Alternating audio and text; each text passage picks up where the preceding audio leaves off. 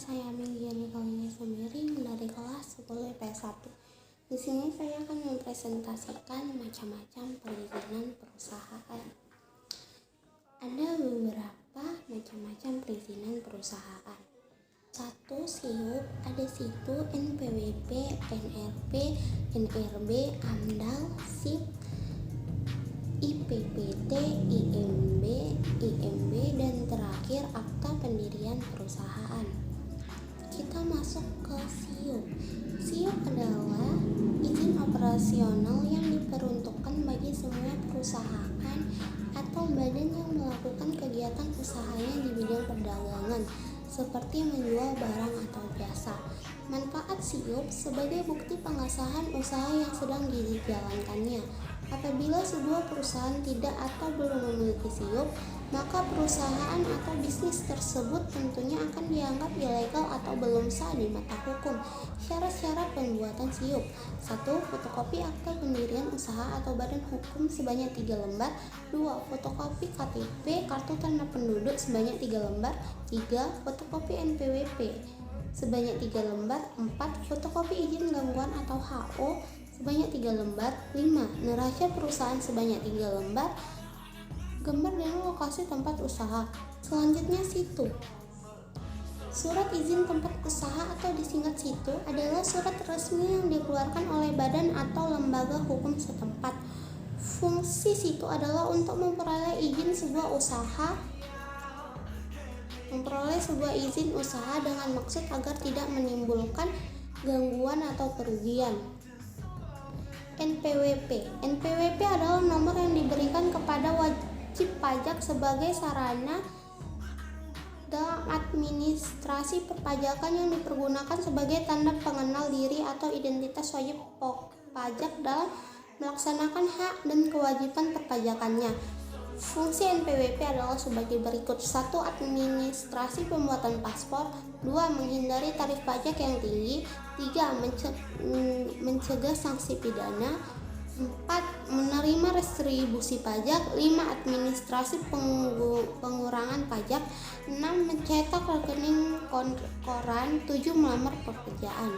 NRP atau nomor registrasi pusat merupakan sistem penomoran yang dimiliki oleh Tentara Nasional Indonesia untuk tujuan administratif. Fungsi NRP untuk mendapatkan nomor registrasi sebagai tanda bahwa perusahaan tersebut sudah terdaftar. NRB. Pengertian NRB atau nomor rekening bank adalah membuat nomor rekening atas nama perusahaan yang akan digunakan sebagai alamat penyetoran modal awal dan transaksi hasil usaha.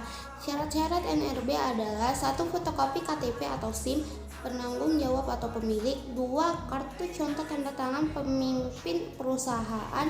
3. Tanda restoran. 4. Lembar pemberitahuan setoran. Selanjutnya AMDAL. AMDAL adalah hasil kajian mengenai dampak besar dan penting dari suatu kegiatan usaha yang direncanakan untuk proses pengambilan keputusan mengenai penyelenggaraan kegiatan di Indonesia. Fungsi AMDAL adalah membantu proses dalam pengambilan keputusan terhadap kelayakan lingkungan hidup dari rencana usaha atau kegiatan. SIP. Surat izin prinsip atau SIP adalah surat izin dari Badan Koordinasi Penanaman Modal atau BKPM yang harus dimiliki pemilik usaha atau investor yang ingin membuka usaha atau berinvestasi di Indonesia. Izin prinsip berfungsi sebagai dokumen yang diterbitkan oleh pemerintah terkait yang menyatakan bahwa suatu usaha atau investasi dilakukan secara legal di lokasi atau wilayah tersebut. IPPT. Izin penggunaan pemanfaatan tanah adalah izin yang diberikan kepada perusahaan atau badan atau instansi berdasarkan izin lokasi atau penetapan lokasi yang telah disetujui oleh Bupati. Fungsi IPPT berlaku selama lokasi tersebut dipergunakan sesuai dengan peruntukannya dan tidak bertentangan dengan kepentingan hukum. IMB. IMB adalah sebuah produk hukum yang berisi perizinan yang diberikan oleh kepala daerah kepada pemilik bangunan untuk membangun baru, mengubah, dan memperluas. Fungsi izin mendirikan bangunan bertujuan untuk perlindungan dan kepastian hukum. Izin IMB bertujuan untuk menciptakan tata letak bangunan yang sesuai dengan peruntukan lahan. Selain itu, pemilik bangunan akan memperoleh perlindungan hukum. Selanjutnya kita masuk pada yang terakhir, akta pendirian perusahaan. Akta pendirian perusahaan adalah dokumen yang disahkan oleh notaris untuk mendirikan sebuah perusahaan.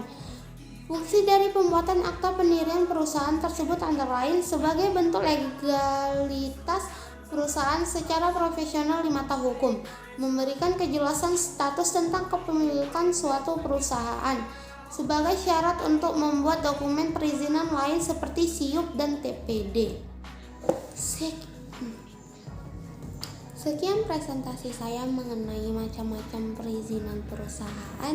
Saya ucapkan terima kasih.